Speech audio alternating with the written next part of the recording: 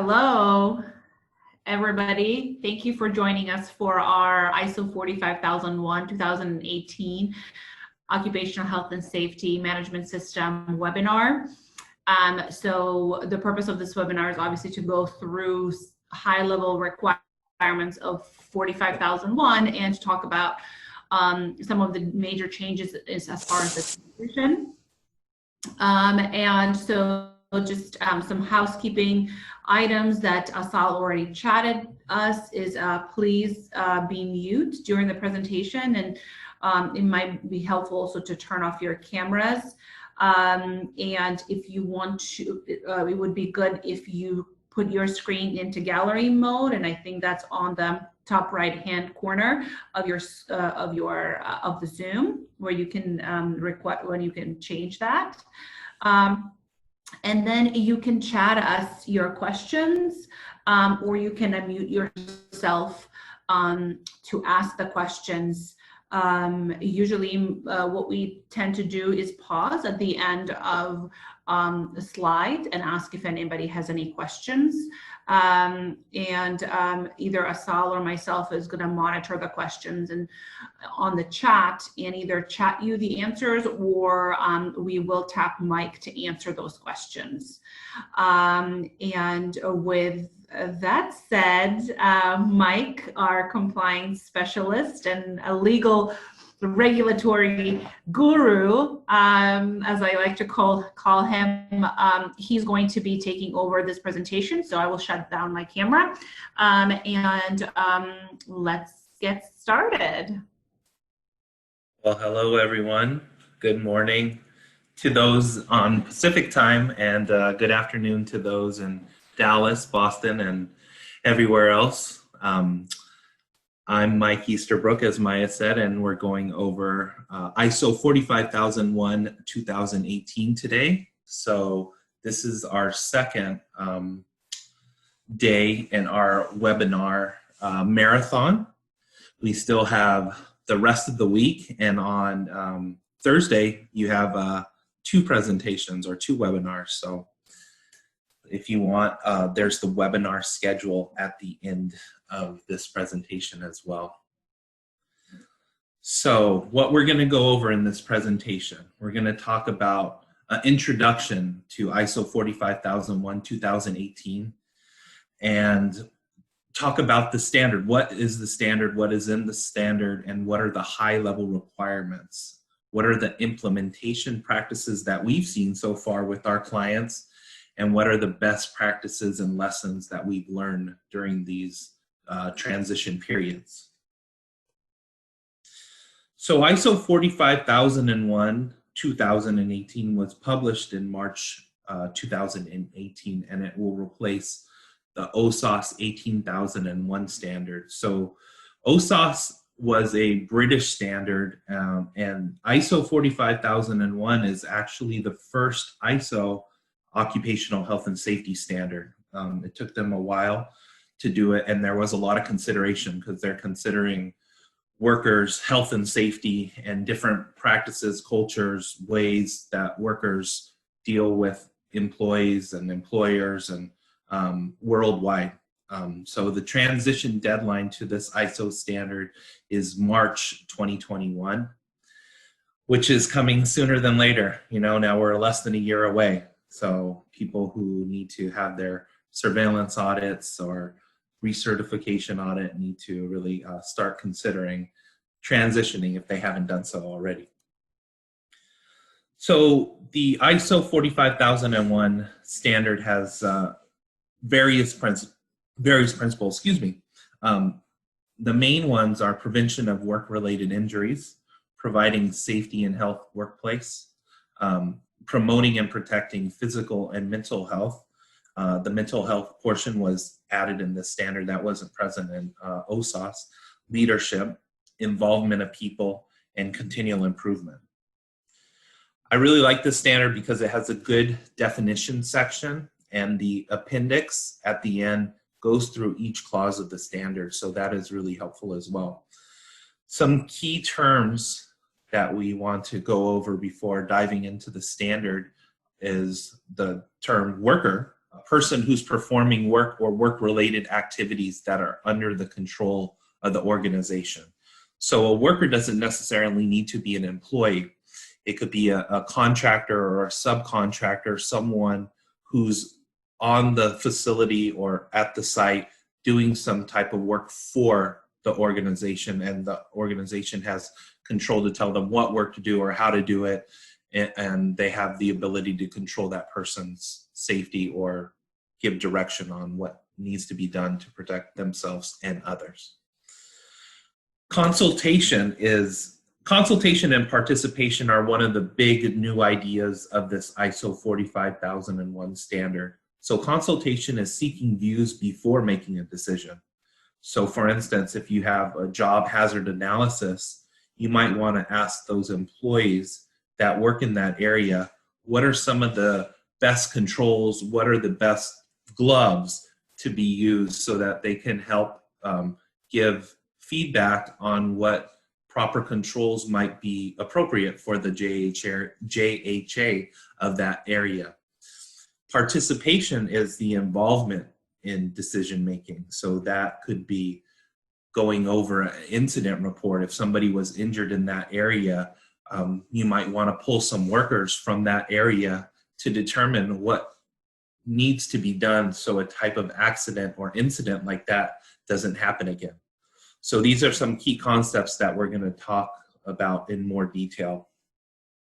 I'm not stopping to ask if there's any questions at the end of these slides, but I just kind of want to stop on this one because we kind of delved into the main idea of consultation and participation. So I wanted to stop here and see if there's any questions or further discussion about this.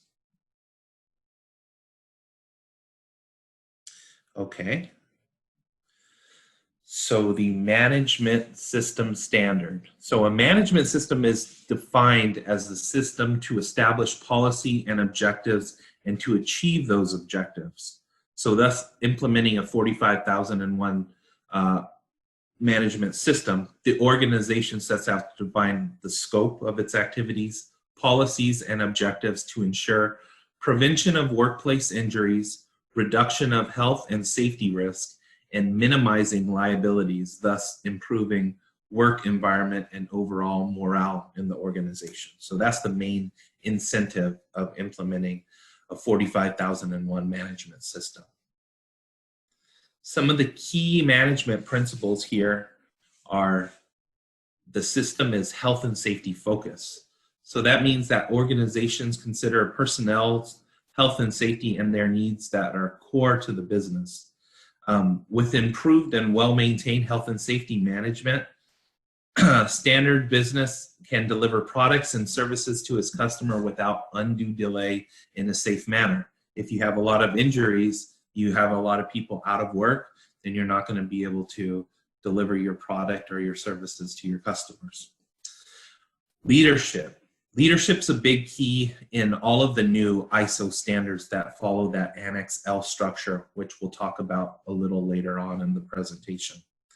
So leaders establish the organization's purpose and direction and create an environment in which people can be involved in achieving organizational objectives. We'll spend quite a few slides talking about leadership because it is such a key concept to not only this standard, but many other standards, such as 14,001, 9,001, 27,001, and many of the new ISO standards. Involvement of people. So organizations' people are at its essence, and their involvement and abilities benefit the organization. So any discussions or questions about this particular slide here?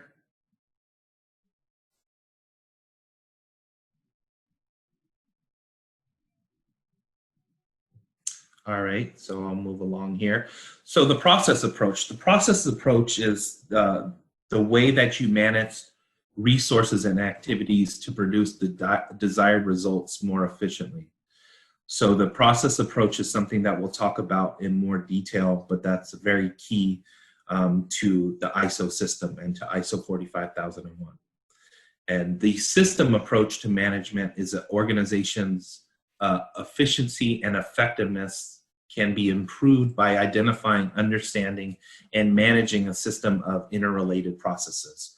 So how do your processes that you're doing from receiving relate to the requirements of the standard, like corrective actions or whatever particular element of the standard might relate with that particular process there. Continual improvement. So organizations should have continual improvement as a permanent objective. This ISO standard 45001 was actually the first ISO standard to require objective evidence of continual improvement in Chapter 10. And also the last kind of concept here is the factual approach to decision making. Excuse me. Organizations should analyze data and information in order to make effective decisions. So again, I was talking about the Annex L, which is a high-level structure that ISO determined would be good to have for many of the ISO standards going forward so that they can be all organized in the same way and easy to integrate. So for instance, if you're certified to the quality standard 9001, the environmental standard 14001, and the health and safety standard 45001, they all follow the same format of chapters 4 through 10 being auditable, and they pretty much have the same information except the added elements of quality, environmental, or health and safety. So this is applied globally, and it's done in a way to make it very easy to integrate into your business processes. So the high-level requirements of 45001 include leadership, top management commitment, planning, which is hazards and risk assessments, emergency preparedness and objectives, and resources, people, infrastructure, communication, documentation. So are there any questions regarding the high-level requirements of the standard? All righty. Some of the main operational controls that you need to consider are the hierarchy of controls: elimination, substitution, engineering, administrative, and PPE.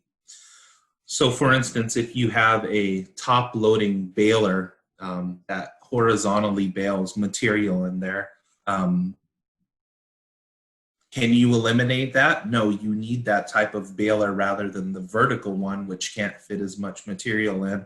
So you can't eliminate the risk of potential hazards that are related to that top loading baler. Can you substitute it? Can you do any other thing? Can you get a forklift that has a rotator so that you can dump material in rather than try to load it by hand or do some other type of method? Is there any engineering controls that you can put in place? Can you have a, some type of feeder going into the baler from down below? And are there administrative controls that you could put in place, such as training the people on how to use the baler, on the lockout, tagout procedures, on various best practices, and checking the machinery before they start each day? And then personal protective equipment, at least they need to wear safety glasses and gloves and various other things that would protect them. So it's always best to eliminate the hazard if you can, but that's not always possible. And then you just go down the line and make a determination of what works best through that. So a lot of times those could be found in the job hazard assessment to determine the hierarchy of controls and what you need to do to make sure that you're adhering to the requirements of the standard there. Monitoring and measurement is a huge part of the standard, as well as improvement. Incident investigation, corrective actions, and preventive actions. So now we're into the clauses. Clause 4 is a context of the organization, which has a discussion in 4.1 and 4.2 about interested parties and internal and external issues. So automatically, the interested parties under 45,001 are workers, whereas other ISO standards that talk about interested parties don't automatically include workers. So some of the things you need to look at are what are the workers' expectations, what are the neighbors' expectations, and various other interested parties here. Once you've determined the context of the organization, you can really delve into what your scope is and how your processes relate together with the requirements of the standard. So chapter 5 is leadership. This is a huge one, you know, in regards to what leadership is committed to. So leadership should be committed to, and the other ISO standards, and I keep mentioning those too because I want to differentiate how ISO 45001 is a little bit different than those. They all have a general commitment of what is expected of leadership in terms of commitment, and the ISO 45001 standard has an additional 2 or 3 commitments, including a commitment of top management to eliminate hazards and reduce occupational health and safety risks. Now, that doesn't necessarily mean that they need to be out on the floor themselves, but they need to, you know, provide the resources or be able to direct people to who are in a proper, you know, who are aware of the situation to be able to get the job done. Consultation and participation of workers. So the consultation and participation of workers, as we talked about briefly, is one of the main new concepts to ISO 45001. So it says here, the organization shall establish, implement, and maintain a process for consultation and participation of workers at all applicable levels and functions, and where they exist, workers' representation in the development, planning, implementation, performance evaluation, and actions for improvement of the occupational health and safety management system. So the development, planning, all the way through the actions for improvement show that the intent of the standard is for workers to be involved in the occupational health and safety management system throughout the whole plan, do, check, act model of the management system here. So the organization needs to set up, organization shall provide mechanisms, time, training, and resources necessary for consultation or participation. You need to enable the employees to be able to consult and participate in the management system. If they don't understand the elements of the management system or how it works, they can't really give feedback that will be constructive.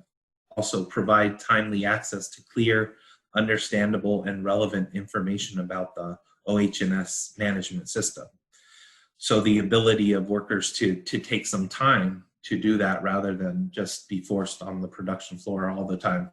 And determine and remove obstacles or barriers to participation and minimize those that cannot be removed. So this really goes also to leadership, right? Leadership needs to make time in their determination of what is important for the organization to have workers really participate in a meaningful way in the occupational health and safety management system. So are there any questions in regards to this consultation and participation of workers?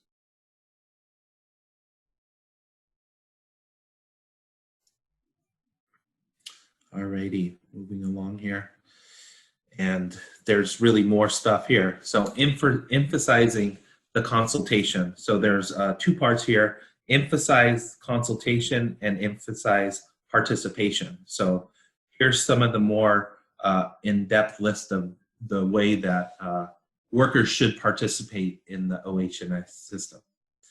So emphasize consultation, consultation being giving meaningful feedback on something, of non-managerial workers on the following: determining the needs and expectations of interested parties, establishing the policy, assigning organizational roles, responsibilities, and authorities as applicable, determining how to fulfill legal requirements and other requirements, establishing OH&S objectives and planning to achieve them, determining applicable controls for outsourcing procurement and contractors, determining what needs to be monitored, measured, and evaluated, planning, establishing, implementing, and maintaining an audit program, and ensuring continual improvement. So once again, that's really all the elements of the standard there.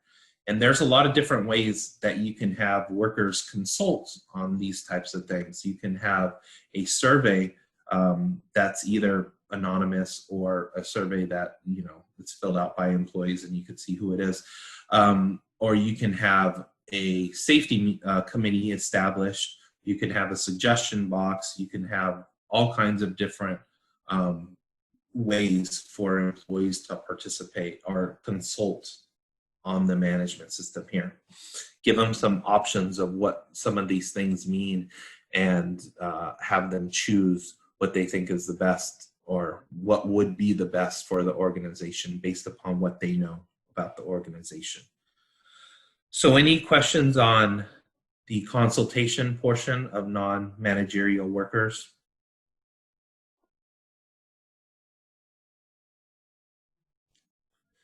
So the participation of non-managerial workers. So determining the mechanisms for their consultation and participation, surveys or safety meetings or safety committees, whatever seems the most appropriate for the organization.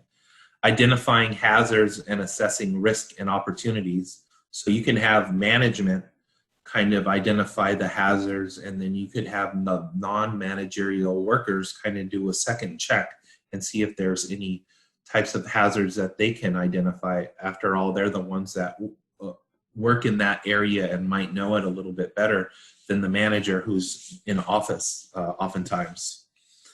Determine actions to eliminate hazards and reduce OH&S risk. Determine competency requirements, training needs, training and evaluating training. Determine what needs to be communicated and how this will be done. Determining control measures and their effective implementation and use. Investigating incidents and non-conformances and determining corrective actions. So the investigations on accidents and corrective actions is often a weak point of management systems in general. And having non-managerial workers participate in this process could be quite challenging. However, you know, that's the point of kind of providing training and giving access and ability to this and making it a little bit more simplified so that everyone can kind of participate and get knowledge on what needs to be done to prevent accidents that have occurred from occurring again. Any questions?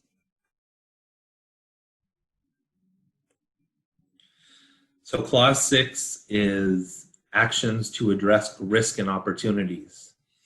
So there's the high level risk and high level opportunities, and then the hazard identification is really looking at those job specific risk or opportunities, like the job hazard assessment for each respective area. What are the organizational risks versus the hazards that are identified on the floor doing the actual job. So the hazard assessment is greatly increased in terms of what it was under OHSAS 18,001. There's both the hazard assessment and looking at OH&S risk and other risk, and looking at OH&S opportunities and other opportunities. The other opportunities and the other risks are really the high-level organizational risk, where the OH&S risk are the things that are risk from your hazard identification, the potential hazards that can create a risk to employees becoming ill or injured. Legal and regulatory requirements is pretty much the same. It's identifying the regulatory requirements and the other requirements that the organization subscribes to and creating plan of action of how to implement and comply and conform to the requirements that you have decided as an organization to conform to.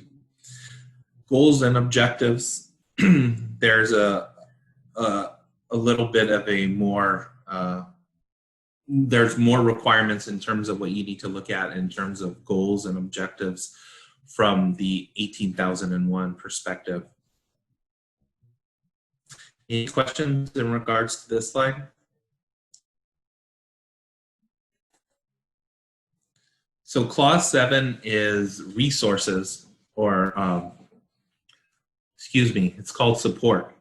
And it talks about resources. So the organization providing the necessary resources for the operation, as well as competence and awareness. So any type of training needs that are necessary for each respective worker. Also, there's a requirement that you train workers on participation and consultation.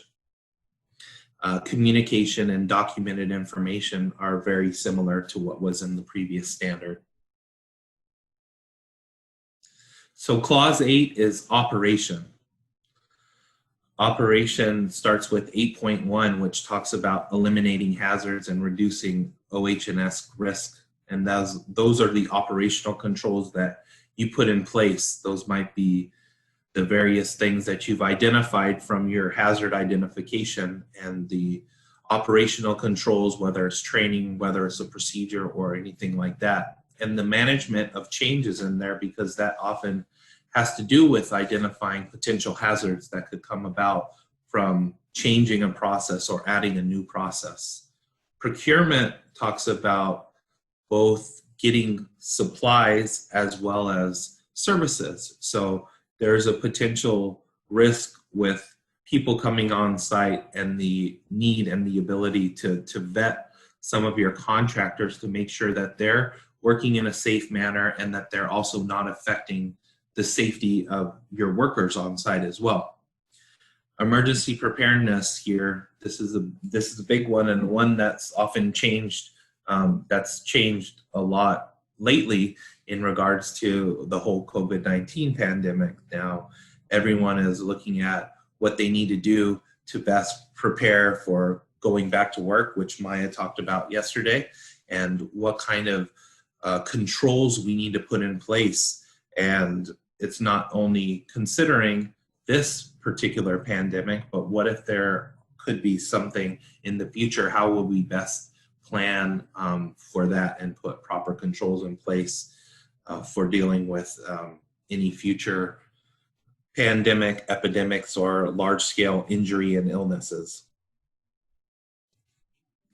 Any questions in regards to Clause 8?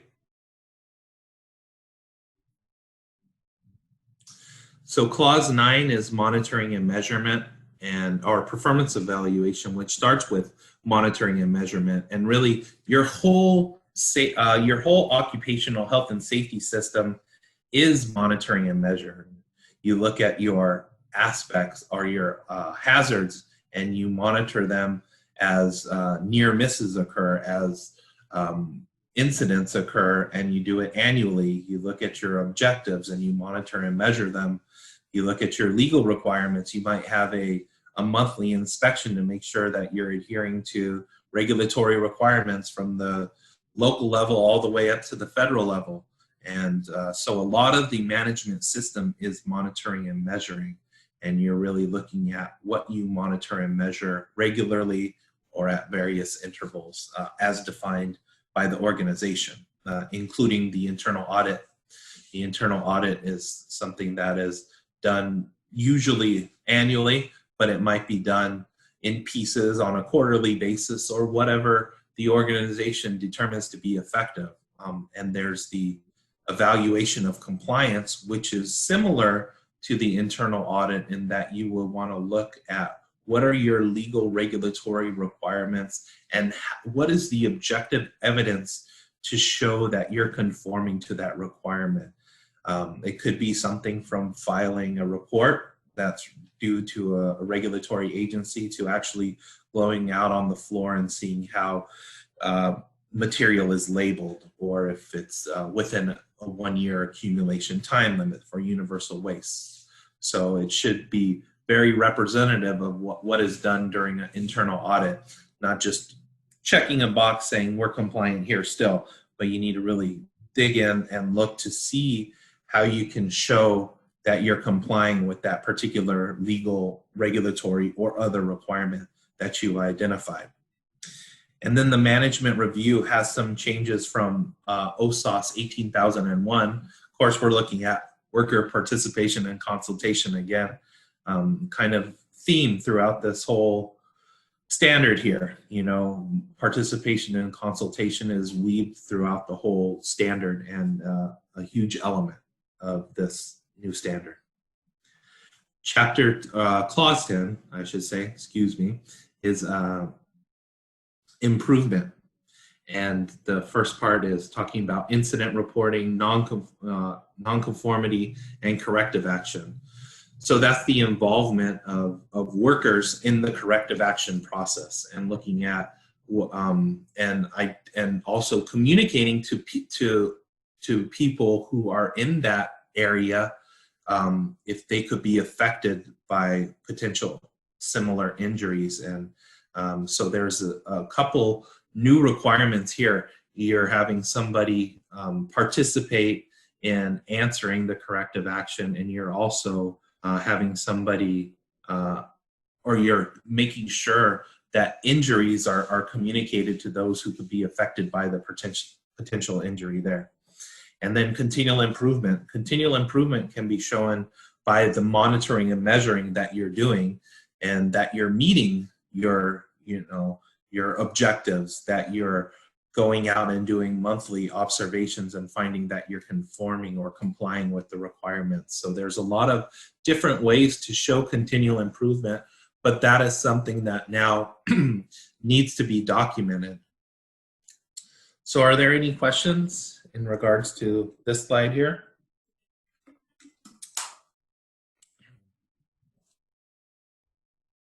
All right, so the process approach. So we talked about the process approach briefly, and this is in the introduction to the ISO standard. The process approach is broken up into two areas. It's the plan, do, check, act model, and risk-based thinking.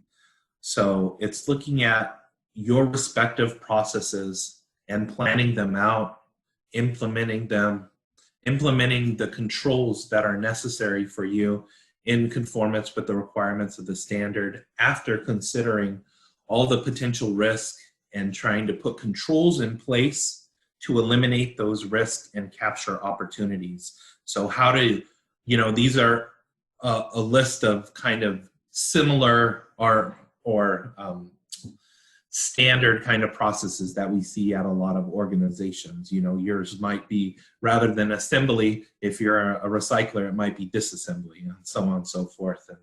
And however, these are very similar processes that we see at a lot of different places. And the process approach is really determining how the management system interfaces and interacts with your respective process, and being able to properly plan for that and avert risk.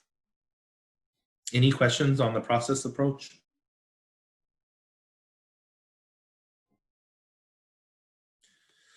So here's how the process approach works in conjunction with the standard. You see the context of the organization up on the top here, and then it starts with the leadership right in the middle of the whole cycle, because without leadership, none of this is possible, as well as worker participation. And then planning. Chapter 6 was the risk, the hazards identification. Chapter 7 was your training, as well as your operational controls, emergency preparedness and response. And so that's actually putting stuff in place through training, through putting operational controls in place. And performance evaluation is monitoring those things. How well are you doing those things? And if you're not doing as well as you would expect, then you need to write a corrective action. Or if you're doing them well, then document it and show that you're continually improving. And you could put a more ambitious goal or objective or way to monitor and measure your OHS system for the next plan, do, check, act cycle.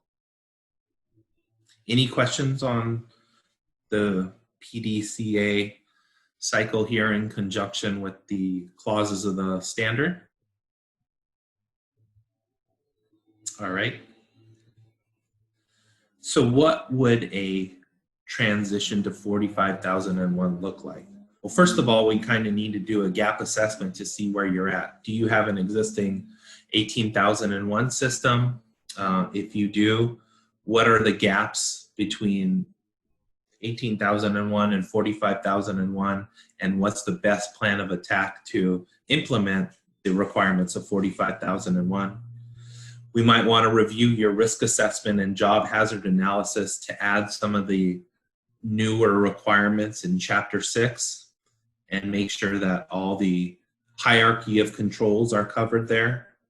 We want to see who's involved now. How are we going to get workers involved in participation and consultation? How are we going to make sure that management is committed to this program going forward and update the documentation as needed? We might want to establish some safety committees and make sure that we have schedules of when those committee meetings are going to take place.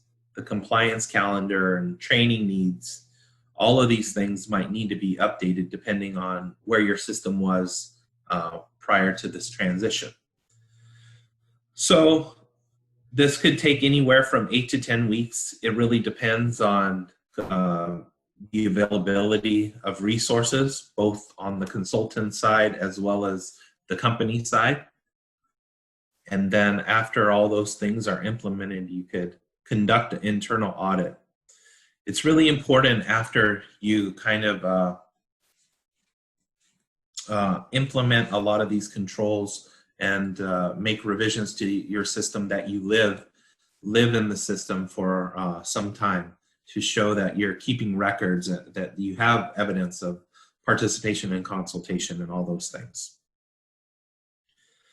So the general timeline, it might take 4 or so months to do this. It really depends on the organization and the resources and the availability of people to do the work that's assigned to them.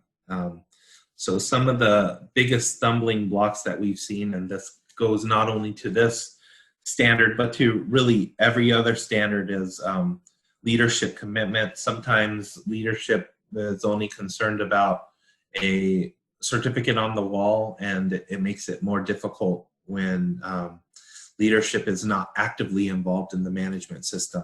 Because, you know, when leadership is committed, we've seen organizations succeed 100%. When leadership's not fully committed, then it's you know, it's kind of like sticking your fingers in a dam and another hole opening up. You know, there's always something to repair, and it becomes challenging to fix. So participation and consultation is also something that is very challenging with this. Sometimes there's a lack of interest, you know, from workers to participate in the management system, and sometimes ability to do something like incident investigation. So some of the things that we've seen in the field is, you know, it might take more than one document, process, or committee update, you know, depending on the organization. So each organization needs to implement a management system that's right for them. And that's part of the process approach, determining what are your processes and how do those interact with the requirements of the health and safety management system. So as I spoke about earlier, we do have the webinar calendar. Tomorrow we'll be going over ISO 27001, which is the Information Security Management System. And then on Thursday, I'll be going over the Responsible Recycling Practices version 3, and Maya will be going over the AS 9100, the Aviation Quality Management System, in the afternoon. And then Friday, we'll finish with ISO 13485, which is the quality system for medical devices. If you look at YouTube, we also have our little ISO 45001 introduction video, which I thought was done very well, and I enjoyed that one a lot. Here's all of our contact info. If you have any questions, since we didn't have any questions during this presentation, I give one more chance for questions here. Are there any questions that anybody has or comments?